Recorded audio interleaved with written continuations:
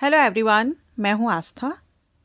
SSB की तरफ से जीडी कांस्टेबल पोस्ट के लिए वैकेंसी का एक और नया भर्ती विज्ञापन जारी हो चुका है। अभी हाल ही में नोटिफिकेशन आउट हुआ है। एसएसबी मींस सशस्त्र सीमा बल में जीडी कांस्टेबल के लिए वैकेंसी है। रेगुलर बेसिस भर्ती यहाँ पर की जा रही है, मींस परमानेंट जॉब आपकी रहेगी। 8 मई 2026 को ये विज्ञापन जारी हुआ है। 8 मई 2026 से अगर हम देखें, ऑनलाइन एप्लीकेशन 30 डेज तक चलने वाले हैं, जिसमें आपकी जून तक आवेदन चलेंगे। लेकिन कोशिश कीजिएगा कि जल्द से जल्द आप इसमें अप्लाई कर दें। जीडी कांस्टेबल के लिए कम से कम क्वालिफिकेशन 10th पास रखी जाती है, लेकिन यहाँ पर ये जो वैकेंसी है ये स्पोर्ट्स पर्सन के लिए है। स्पोर्ट्स कोटा के अंतर्गत ये भर्ती आई हुई है। अप्लाई आपको ऑनलाइन करना होगा। ऑनलाइन एप्लीकेशन इनवाइट किए गए हैं। मेल और फीमेल दोनों ही कैंडिडेट एलिजिबल रहेंगे। एंड आप सभी जानते हैं ये सेंट्रल गवर्नमेंट जॉब है, सो ऑल इंडिया से कैंडिडेट एलिजिबल हैं। ग्रुप सी की नॉन गेजेटेड पोस्ट रहती है, मिनिस्ट्री ऑफ होम अफेयर्स के अंतर्गत ये आता है। टोटल नंबर ऑफ वैकेंसी देखिए आप, 404 पदों के लिए भर्ती विज्ञापन है। इंडियन सिटीजन आवेदन कर सकते हैं, लेकिन स्पोर्ट्स पर्सन के लिए है। इसलिए कौन कौन से स्पोर्ट्स इसमें शामिल किए गए हैं वो आप इसमें लिस्ट एक बार ये चेकआउट कर लीजिएगा। मेल फीमेल सभी के लिए किस गेम में, किस स्पोर्ट्स में मेल के लिए वैकेंसी है, कहाँ पर फीमेल के लिए है। बॉक्सिंग है, बास्केटबॉल है, बैडमिंटन है, साइकिलिंग, फेंसिंग, फुटबॉल, ठीक है, gymnastic, hockey, handball, judo, kabaddi, karate. तो ये आप यहाँ पर चेक कर लीजिएगा, और कितना कितना लगेगा, कितना वेट वगैरह है वो भी आप यहाँ पर चेक कर सकते हैं। पूरा डिटेल आपको यहाँ देखना होगा। ओके अगर हम यहाँ ओवरऑल एलिजिबिलिटी देखें तो एज 18 से 23 वर्ष होनी चाहिए अनरिजर्व कैंडिडेट के लिए। रिजर्व कैंडिडेट को एज में छूट मिलेगी। क्वालिफिकेशन कम से कम 10वीं पास होना चाहिए। एंड अगर स्पोर्ट्स प्रेफरेंस की हम बात करें तो sports person who have represented state और the country in the national या इंटरनेशनल कंपटीशन में, ठीक है, या फिर आपने मेडल विनर हो आप सीनियर या जूनियर नेशनल का चैंपियनशिप में।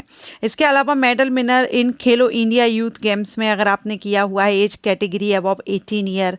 बहुत से ऑप्शंस यहाँ पर दिए गए हैं और इसी के बेस पर आपका सिलेक्शन भी रहेगा। सबसे पहले जो मेडल 2 स्टेजेस में सिलेक्शन होगा। फर्स्ट स्टेज में तो उनको लिया जाएगा जो कि मेडल विनर हैं, जिन्होंने मेडल लिया है, और कौन सा मेडल आपने लिया है उसमें आपको कितना मार्किंग रहेगा वो भी अभी हम देखेंगे।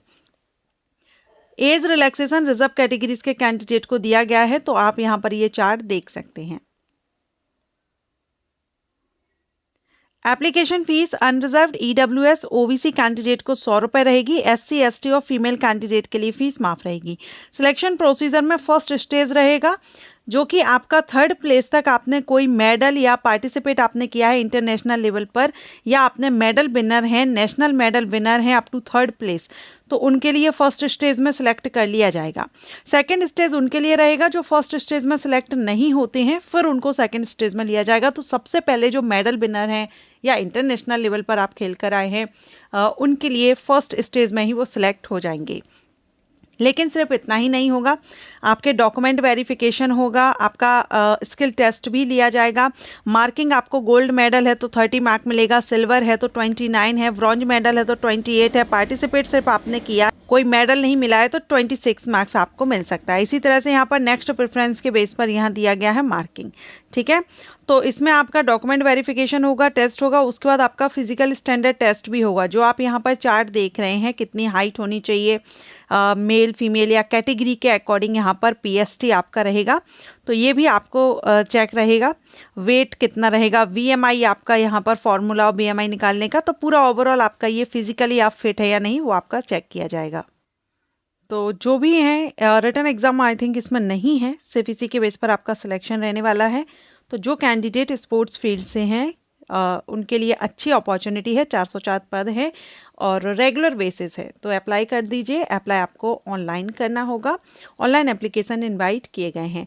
लास्ट डेट 30 डेज रखी गई है। एम्प्लॉयमेंट न्यूज़पेपर में एप्लीकेशन जो नोटिफिकेशन है या रिक्रूटमेंट जो भर्ती नोटिस है, विज्ञापन है, वो पब्लिश से, ठीक है। तो 8 मई यहाँ पर अगर हम डेट देखें तो 8 जून हो जाता है, लेकिन फिर भी आप कोशिश कीजिए उसके पहले ही आप फॉर्म फिल कर दें। Thank you.